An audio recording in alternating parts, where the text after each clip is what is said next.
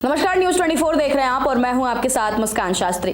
जिस लोकतंत्र में वोट डालना नागरिक का सबसे बुनियादी अधिकार माना जाता है, वहीं अगर एक मंत्री ही मतदान से वंचित रह जाए तो सवाल सिर्फ एक नाम का नहीं, पूरी व्यवस्था का बन जाता है। महाराष्ट्र के नगर निकाय चुनाव के दौरान कुछ ऐसा ही नजारा देखने को मिला, जब खुद सरकार में मंत्री को पोलिंग बूथ पर यह सुनना पड़ा, आपका नाम वोटर लिस्ट में नहीं है।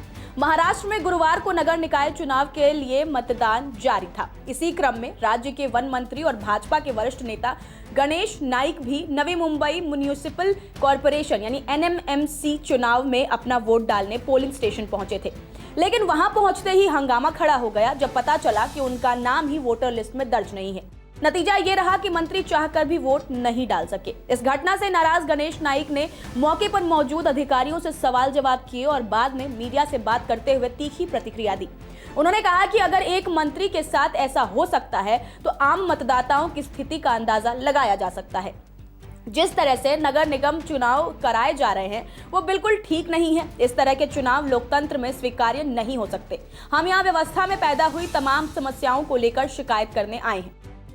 नहीं, मंत्री मुझे कोई इतना दुख नहीं है और इतना कष्ट भी मुझे नहीं है, लेकिन जिस ढंग से ये कारोबार महापालिका के इलेक्शन पे हो रहा है वो कोई ठीक नहीं है। यंत्रणा किसी के दबाव में है ऐसा लग रहा है या खुद कंफ्यूज है, और ये डेमोक्रेसी में ऐसे ढंग से इलेक्शन का कारोबार रहना उचित नहीं है।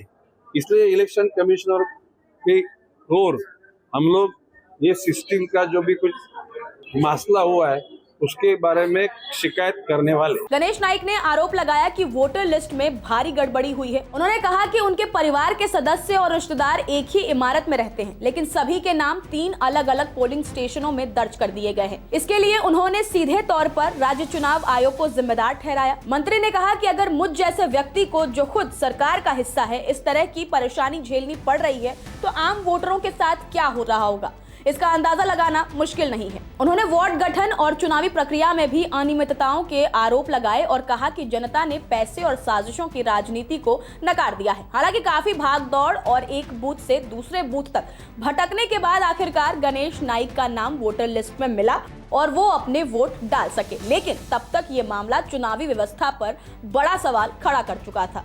गौरतलब है कि नवी मुंबई म्युनिसिपल कॉर्पोरेशन चुनाव में भाजपा और शिंदे गुट की शिवसेना आमने सामने है। गठबंधन की बातचीत विफल होने के बाद भाजपा ने सभी 111 सीटों पर उम्मीदवार उतारे हैं, जबकि शिवसेना यानी शिंदे गुट 105 सीटों पर चुनाव लड़ रही है। इधर मुंबई महानगर पालिका यानी BMC चुनाव के दौरान मतदान की स्याही को लेकर भी विवाद खड़ा हो गया।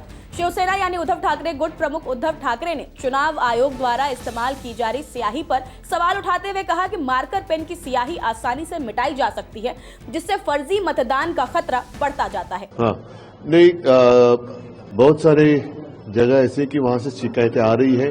कुछ लोगों का नाम ही गायब है, कुछ लोगों का कहाँ मतदान करना है वो किसी को पता नहीं, ना ही कोई बता रहा है। साथ ही साथ पहली बार अनुभव हो रहा है कि इंक जो लगाई जा रही है वो भी आप क्लीन कर सकते हो।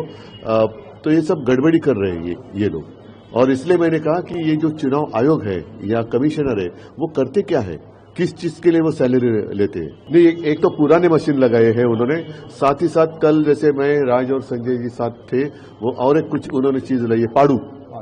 तो ये सब मतलब इतनी हवस है इन लोगों में सत्ता प्राप्त करने के लिए, ऐसी बेशर्म सरकार कभी देखी नहीं। इस पर मुख्यमंत्री देवेंद्र फडणवीस ने प्रतिक्रिया देते हुए कहा कि मैंने भी वोट डाला है, मेरे हाथ पर भी मार्कर लगाया गया है, क्या ये मिट रहा है? चुनाव आयोग को इस पर ध्यान देना चाहिए, लेकिन हर मुद्दे पर हंगामा खड़ा करना ठीक नहीं है।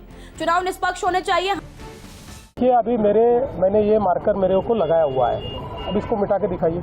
देखिए कहीं मिट रहा है, देखिए आपके सामने कर रहा हूँ, कहीं मिट रहा है। ऐसा है कि हो सकता है कि किसी का इसके ऊपर ऑब्जेक्शन हो, इलेक्शन कमीशन ने देखना चाहिए, और कुछ इस्तेमाल करना है तो करना चाहिए। मैं तो बोलता ऑयल पेंट करना तो ऑयल पेंट करिए, चुनाव निष्पक्ष होने चाहिए।